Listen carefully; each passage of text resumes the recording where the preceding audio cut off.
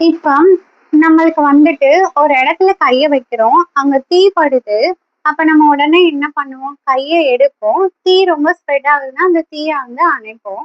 இல்ல யாராவது கிள்றாங்க, ஒரு எறும்பு கடிக்குதுன்னா கைய எடுப்போம். அந்த எறும்ப வந்து முடிஞ்சா அத தட்டி விடுவோம். இல்ல கிள்றாங்கன்னா, அந்த இதுலருந்து எடுத்துடுவோம். ஸோ இந்த மாரி தான் நம்ம பண்ணுவோம். அத விட்டு நம்ம ஏதாவது வந்து எறும்பு கடிச்சுக்கிட்டே இருக்கட்டும். நம்ம உள்ள நர்வோட சென்சேஷன் அந்த கடிக்கிற தன்மை நம்ம பிரெயினுக்கு தெரியக்கூடாதுன்னு சொல்லிட்டு, யாராவது வந்து நம்ம நரம்போட சென்சேஷன வந்து தெரியக்கூடாதுன்னு போட்டு அமுக்குவோமா? உள்ள ஏதாவது போட்டு எறும்பாட்டி கடிக்கட்டும். ஒண்ணுமே பண்ண வேணாம்னு சொல்லி அந்த நரம்ப மரமரத்து போறதுக்கு பண்ணுவோமான்னு கேட்டா பண்ண மாட்டோம். ஆனா, இத தான் எல்லாருமே நோயில பண்றாங்க. இப்போ ஒரு ஃபீவர் வருது அப்படின்னா, இல்ல ஒரு இடத்துல ஒரு வலி வருதுன்னு வச்சுக்கோமே. இப்போ ஃபார் எக்ஸாம்பிள் வந்து பேக் பெயின் வருதுன்னா, அந்த பேக் பெயினுக்கு என்ன காரணம்? அது எறும்பு கடி மாரி என்ன காரணம்னு கண்டுபிடிச்சு அத தானே சரி பண்ணணும். ஆனா, இப்ப எல்லாரும் என்ன பண்றாங்கன்னா, அந்த வலி எனக்கு தெரியக்கூடாது அப்படின்னு சொல்லி மரமரத்து போறதுக்கு அதோட சென்ஸ வந்து கம்மி பண்றோம்.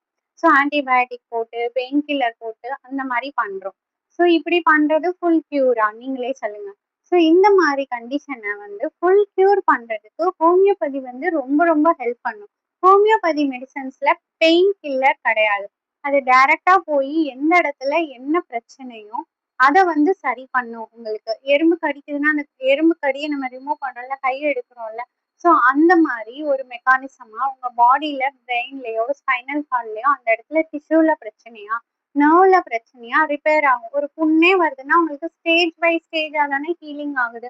ஒரு இன்ஜுரி அல்சர் ஆயிருக்குன்னா, நீங்க மருந்தே போடலைனாலும் அந்த புண்ணு ஆறுதுல்ல. அதே மாரி நம்ம உடம்புல எந்த நோய் வந்தாலும், அது ஆறுறதுக்குன்னு ஒரு தன்மை இருக்கு. அந்த தன்மைய தான் ஹோமியோபதி மோட்டிவேட் பண்ணி, ஸ்டிமுலேட் பண்ணி சரி பண்ணுது.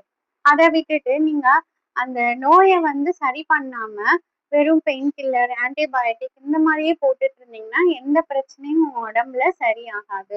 ஸோ அத வந்து கரெக்ட்டா அனலைஸ் பண்ணி நீங்க ஹோமியோ மெடிசின்ஸ் எடுக்கும்போது, கண்டிப்பா உங்க கண்டிஷன்ஸ் வந்து க்யூர் ஆகும்.